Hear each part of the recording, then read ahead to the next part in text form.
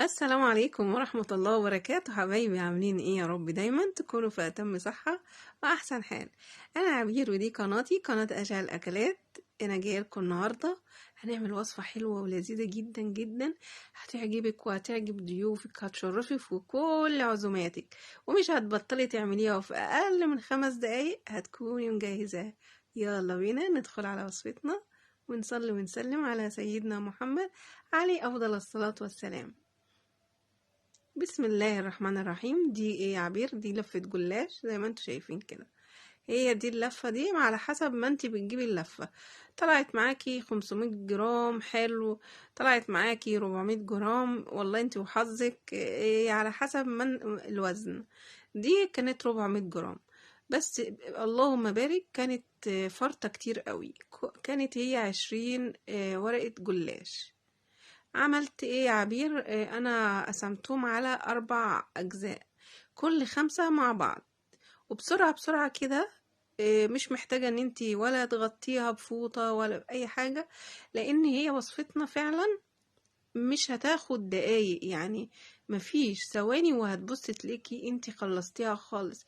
يعني مش هتاخد منك وقت ولا تعب ولا مجهود ولا اي حاجة، زي ما انتوا شايفين كده. بسرعة بسرعة احنا حطينا ال5 ورقات بتوعنا مع بعض، ولا رشينا فيها، يعني ورقناهم بالسمنة ولا اي حاجة خالص. حطينا فيها المكسرات بتاعتنا. انا حاطة سوداني وجوز الهند. عندي زبيب بس ما بحبش احط الزبيب في الجلاش. وكنافة علشان بحس ان هو بيمرر شوية، لان ايه، آه، بحس ان هو بيتحرق يعني، بالمعنى اصح كده. خلاص كده عملت اول واحدة، ونخش على ال5 التانيين. طبعا ال5 بورقة واحدة، يعني بلفة واحدة. ال5 ورقات بلفة واحدة كده.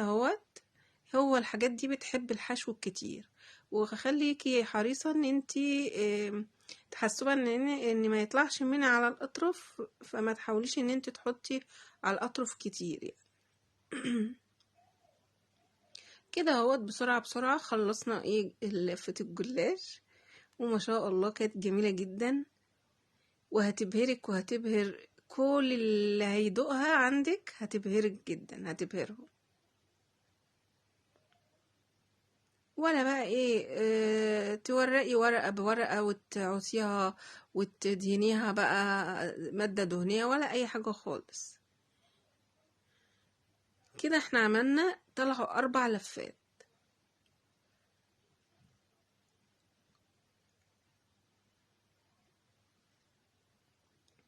دولت بقى الحبة الفاضلين هنسيبهم؟ لا، قلت احطهم كلهم، مش مستاهلة.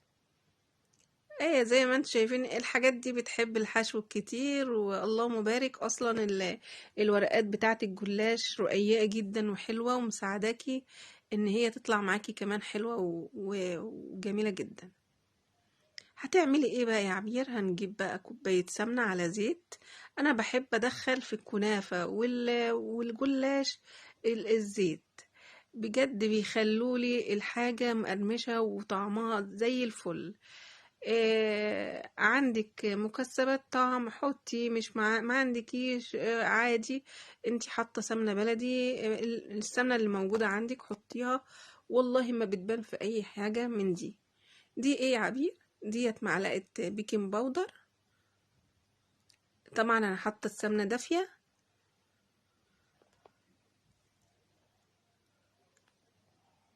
وطبعا لازم تقلبي البيكنج باودر مع السمنه حلوه قوي، ما تخليهاش فيها كتل. وزي ما انتوا شايفين كده انا بوزع السمنة على الزيت، زي ما انتوا شايفين كده. بعد ما قطعتها كلها شربت من بعضها. فطبعا هي ما بتبقاش سخنة قوي، يعني ما بتبقاش سخنة قوي، هي بتبقى دافية كده شوية. دخلتها على 170 درجة، قعدت نص ساعة عن في الفرن عندي على حسب فرنك. طبعا انت بتهدلها النار. زي ما انتوا شايفين كده طلعت بالجمال والحلاوة دي. بصوا والله الصورة ظلمها، بجد القطعة منها كانت هشة ومورقة وجميلة جدا جدا.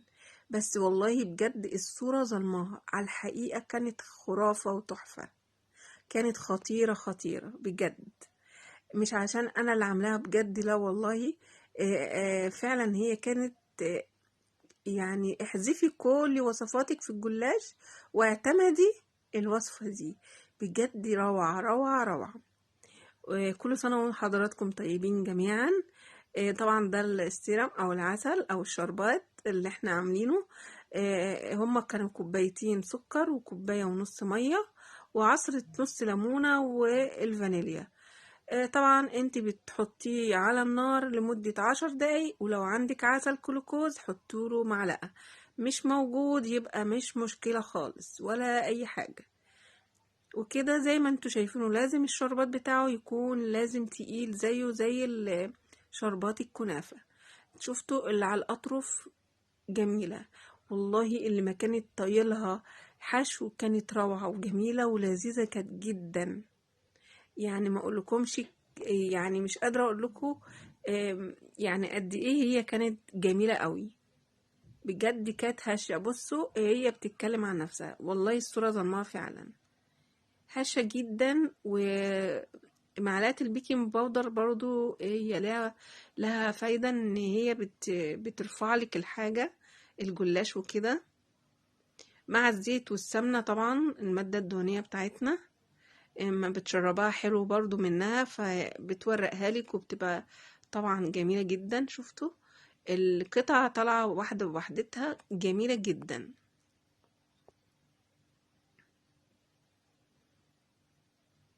كل اللي كلها وكل اللي دقها بجد والله شكر لي فيها جدا وبيحسبها جاية من بره. يعني اللي كل منها ومش عارف ان انا اللي عاملاها بيحسبها جاهزة من جمالها، وكانت طعمتها والهشاشة بتاعتها ما اقولكيش، هي بغاشة هي بقلاوة هي كل حاجة حلوة. وطبعا انا بحب اعمل لكم كل حاجة، احب اعملها لكم حلوة واطلعها لكم بصورة جميلة. لان طبعا يعني مش بحب اطلع لكم اي حاجة كده وخلاص. انا عايزة تستفيدوا طبعا بوصفاتي، من وصفاتي وكده. فيا رب كده كل اللي بعمله لكم كل اللي انا بنزله لكم يعجبكم وينال اعجابكم كده وتستفيدوا منه. بصوا قد ايه كانت والله الصوت، انا لو ما كانش الراديو والقرآن شغال والطبع والنشر وكده كنت سبت لكم الصوت بالقرمشة بكله، لكن كان في قرآن والكلام ده فما عرفتش ان انا اسيب لكم الصوت. فهي كانت تحفة وجميلة جدا، ما اقولكمش بجد كانت رهيبة وكانت خطيرة. طبعا ده انا قلت اعملها يعني ازينها كده بشوية فستق كداب، هعمله معاكم في حلقة هتتبسطوا منه جدا. ودي كانت وصفتي، وبقول لكم انا بحبكم في الله، ما تنسونش في دعوة حلوة، وبقول لكم باي باي ومع السلامة. باي باي.